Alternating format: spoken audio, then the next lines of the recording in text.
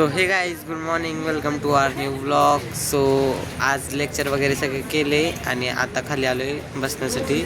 आता इथे डबे खाऊन घरी जाणार आहे. आज लेक्चर वगैरेचे काय ब्लॉग नाही काढला कारण जरा ते बोरिंगच होतं म्हणून. आणि हे तनिष्काचा मूड जरा ऑफ आहे. आता डबे खाऊन घरी जायचे. सो गाईज आता आम्ही आलो गुरुद्वार, चप्पल काढत होतो. सो गाईज इथून आता आपल्याला रुमाल घ्यायचा डोक्याला बांधण्यासाठी. मी घेतोय माझ्यासाठी.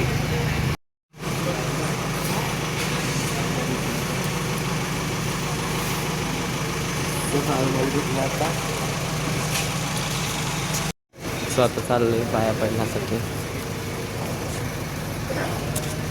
हे बघा गाईज असं काय आहे सगळं. सो गाईज दर्शन घेतल्यानंतर इथून हा प्रसाद घ्यायचा असतो.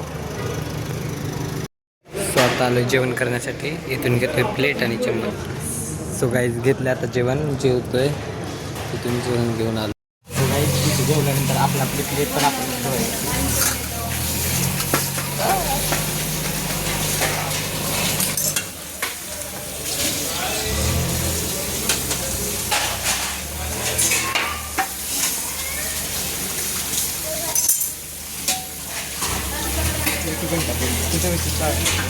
किती सो गाईज झाला आता.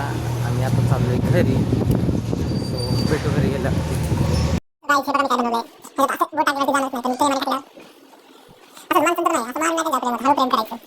गाईज आता आलोय मंदिरामध्ये पाय पडण्यासाठी.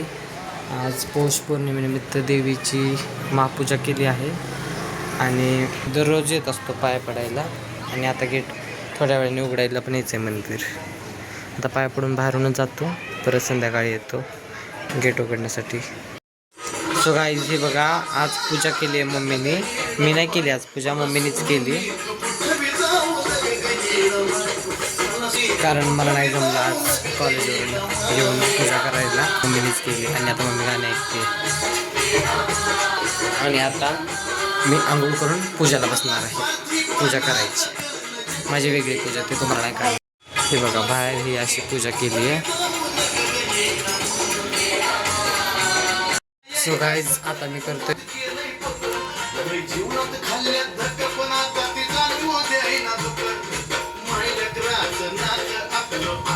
आणि आता बाहेर पण पूजा करायची. होतोच थोड्या वेळात बाहेर कशी पूजा करायची.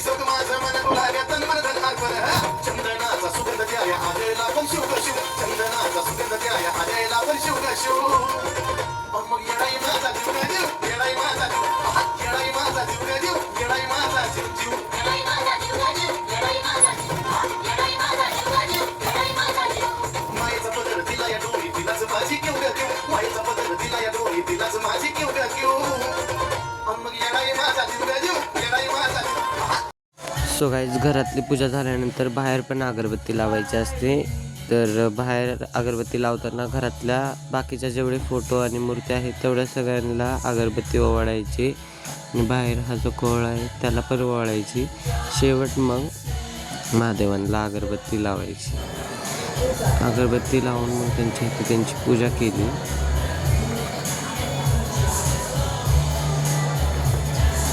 पिंडीवरती फूल वाहिलं.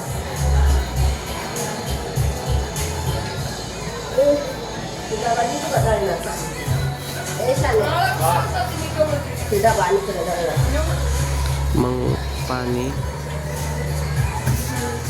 सर्व मूर्तींवर पाणी वाहिलं.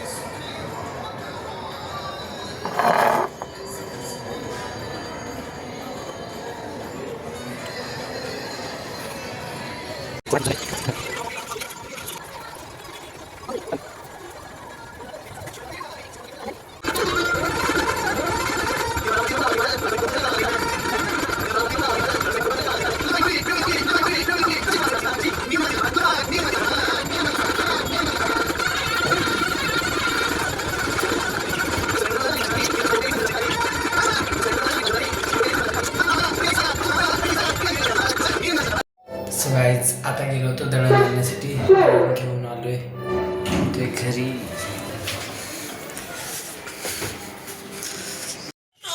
सो गाईज या ब्लॉगला इथेच एंड करूया. लाईक शेअर कमेंट आणि सबस्क्राईब. बाय.